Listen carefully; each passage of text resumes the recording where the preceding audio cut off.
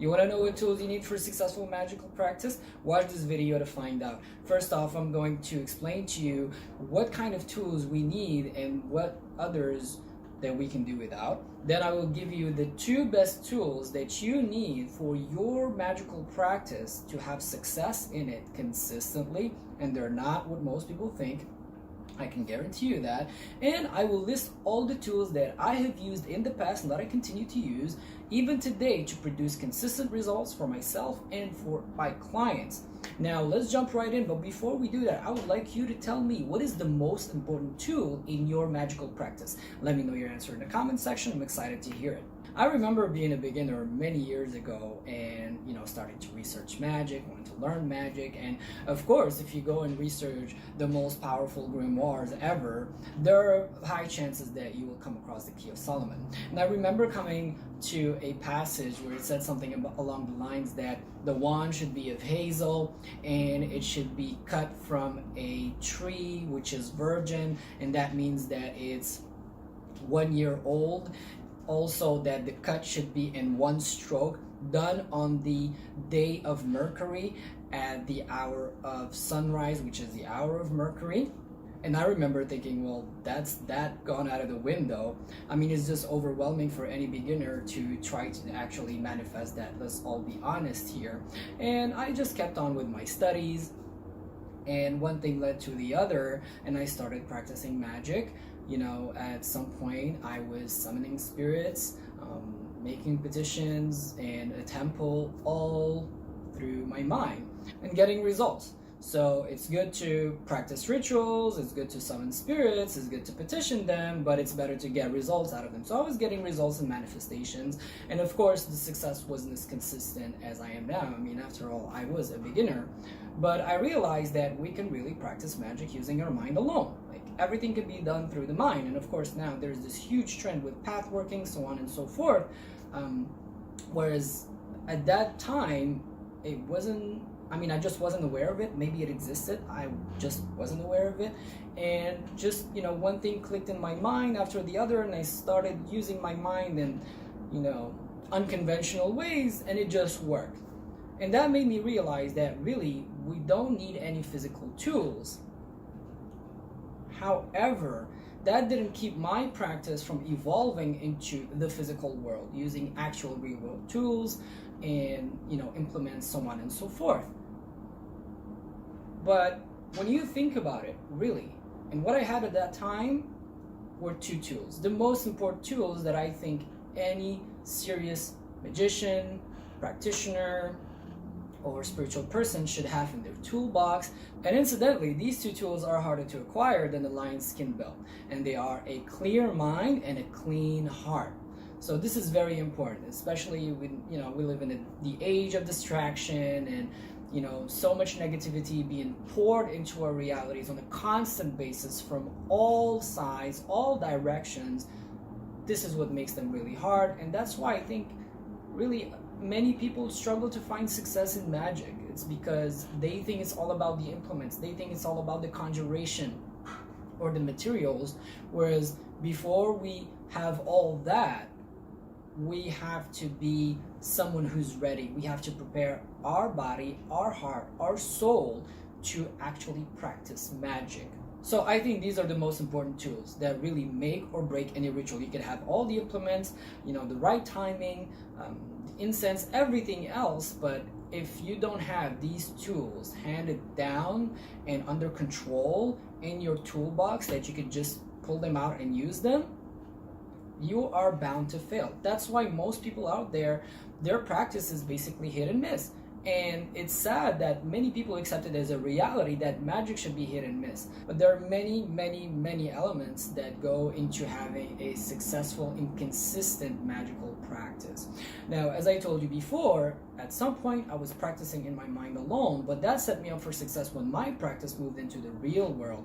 Now, at that point, I started looking. Of course, I didn't just open any grimoire and got all the implements. This is from my years and years and years of study and research and being guided by the spirits to actually know what I really needed. Now, I don't know about you, but the only thing that matters is the results, not how we get them. Now, of course, one has to have ethics and some lines are not meant to be crossed. But really, if it doesn't yield better results, for me, it's just useless. And I wouldn't make my practice any more complicated than it needs to be.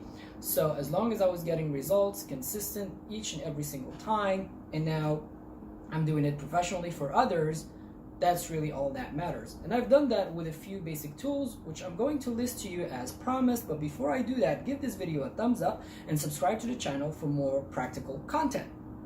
Now, I have the tools all laid out here. There are a couple more, but I just didn't care to show them because you know what they look like. First things first, what you're gonna need is you're gonna need a ceramic sensor. Okay, this is very important that it's ceramic because ceramic is from the earth and it doesn't have any planetary association, so it won't have any planetary influence to any working that you do. So this way you can have only one sensor. Now, of course, to put in the sensor, you'll need fast light charcoal. And what is this all for? You will need some high quality incense resin. Now, some people say that sticks are fine, but are you satisfied with less than fine results? I mean, spirits don't like us to compromise. I'm not telling you to break the bank and go with your budget. The intention counts, but you should go with the highest quality incense that you can find no matter what. I just don't understand people using hemp sticks nowadays. If you're aiming for the highest quality results, you should putting the quality into your work and also into your implements. Now, what you will need as well is a candle. I mean, this is a mainstay in magic, of course. There are always candles, and you want something that lasts fairly long. I mean, depending how long you work, my rituals last a fair amount of time, so I make sure to use long candles. And to engrave those candles, you will need some kind of pointy knife. They call it a pen knife. But if you don't have, if your budget is limited, I mean, you could just use a needle. What is very important though is that the needle should be brand new. All right, the sensor should be brand new. Everything, when you're going to start into this kind of practice, everything should be brand new. And it says this in many grimoires. And then once you use it, it should be dedicated to just that. All right, so the sensor is for rituals, the knife is for rituals, and then if you use a needle, as I mentioned before, you want to make sure to reserve that needle for just your rituals. So, what else? I use a blessed oil. This is the same kind of oil that I provide for my healing clients for their spiritual healing. So, I still use it, and I've used it before for ages in my practice. This oil really acts as a screen because, magic is dangerous. All right, people? So when you're doing magical operations, you want to make sure that you have as much protection as humanly possible. Oil is part of it. It's blessed oil. It's a screen between me and the spirits so they can't touch me. And even beyond the oil is water. So this is blessed water. Again, the same kind of water that my spiritual healing clients use.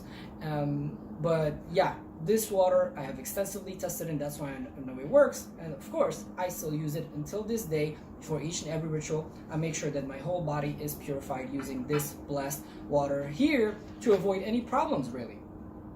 Now, what else? What we have here is a non-alcoholic kind of perfume. This is white musk. White musk really is very present in Arabic magic. We use it in ink and so on and so forth. It really has this beautiful smell, and it's non-alcoholic, so non-offensive. So what I would do is I would just put a little bit here and here, right around my vocal cords. So when I'm speaking and this place becomes hotter, it just drives out this very pleasing odor to the spirits. Let's remember that the spirits are very focused around smell. That's their dominant sense. So I try to appeal to that, but this is not mandatory. Just make sure you're smelling nice when you're preparing and performing your operations. Really, it's like a date. Of course, let's not forget, you need a robe and you need a working station. You always work at the same place. Always, guys, very, very important. If it's on the table, you need a white tablecloth, like bright white, like this kind of white. The robe also this kind of white. I just don't like to make things complicated. There's no blue, red, and this for Mars and this for Jupiter. I keep everything as easy as possible.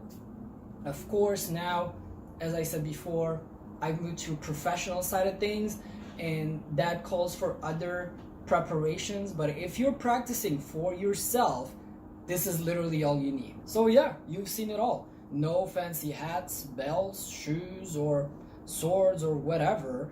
Really, just a few basic tools can go a long way. But of course, the most important two, as I mentioned before, are your mind and your heart in the right place.